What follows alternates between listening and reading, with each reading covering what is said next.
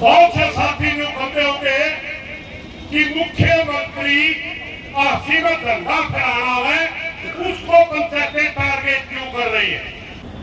हाँ, दंगा हमारा राष्ट्रीय दंगा है। हाँ, 15 अगस्त हमारा त्योहार जैसा दिन है, मगर भाई जिसके घर जुआन बात पड़ी उसने भी त्योहार मनाने की फुर्सत तो याद है। मुख्यमंत्री जी, याद कर ले, आपसे पहले आपका गुरु था केवड़ा के अंदर किसान आंदोलन चलते हुए चैलेंज कर दिया था उसने कि मैं केरला के अंदर सभा करूंगा। इसी किसान समाज ने कहा था कि हमारी मांगे पेंडिंग है, हमारी लाश गिरा पड़ी, दाह संस्कार नहीं हो रहा। पहला नमक तो छिड़क गया इशारा है और दूसरा झंडा फहराना जगह कोई पाई ना चलाए और सीमित झंडा फहराना हम अपनी बेइज्जती मानना। भाई हमारी बेइज्जती करे तो बेइज्जती कमी रहेगी हो।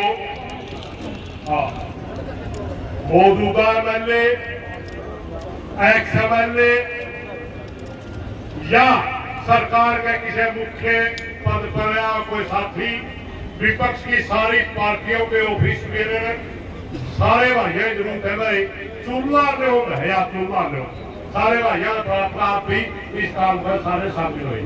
यह बात तो भाईचारा को आई है। मैं दो एक बातें खुद भी कहना चाहूंगा।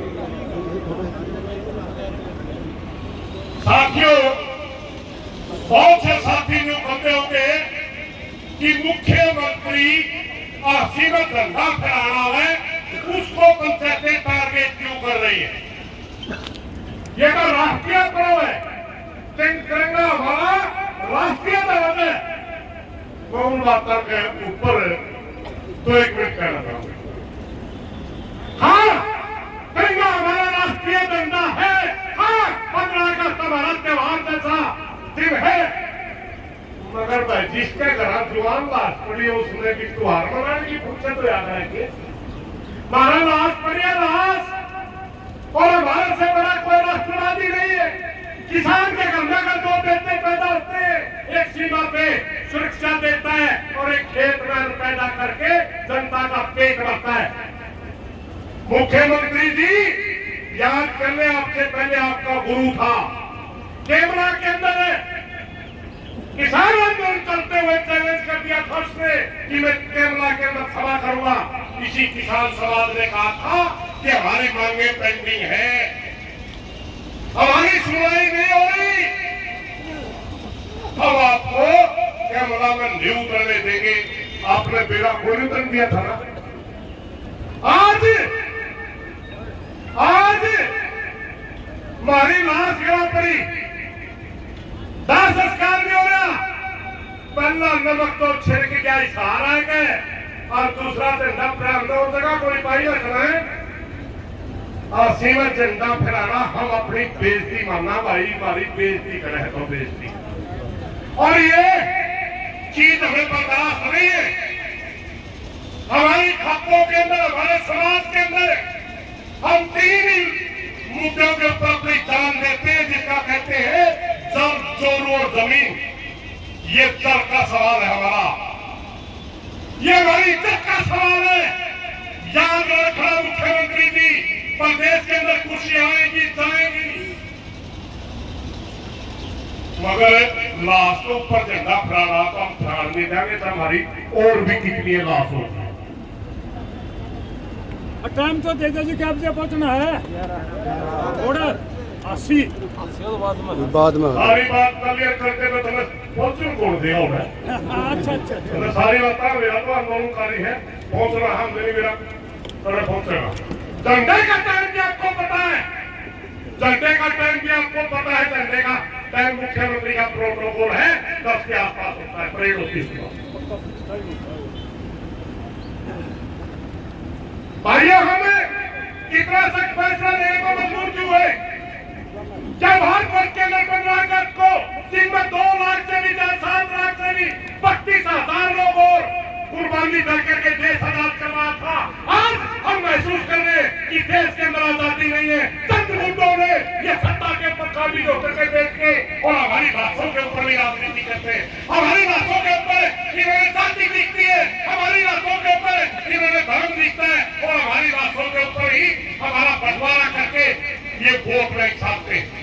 इसलिए मेरी सारे भाईचारे से प्रार्थना है, ज्यादा संख्या में 80 के आसपास के काम रुकना भाई 14 में।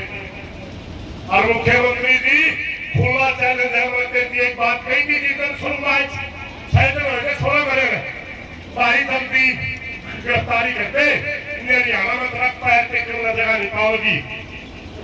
और उस घमंड में उस पंचायत में बोलने की बात के घमंड में आरसी का प्रोग्राम कराया। इसलिए हम किसी भी सूरत में झंडा नहीं फहराना, मेरे हमारे बेटे की मांग पूरी नहीं हुई। इन्हीं बातों के साथ कोई गलत बात लेके माफी चाहूंगा। एक बात जरूर है भाई, ये हमारा हेडक्वार्टर आंदोलन का ये जारी रहेगा। और एक मिनट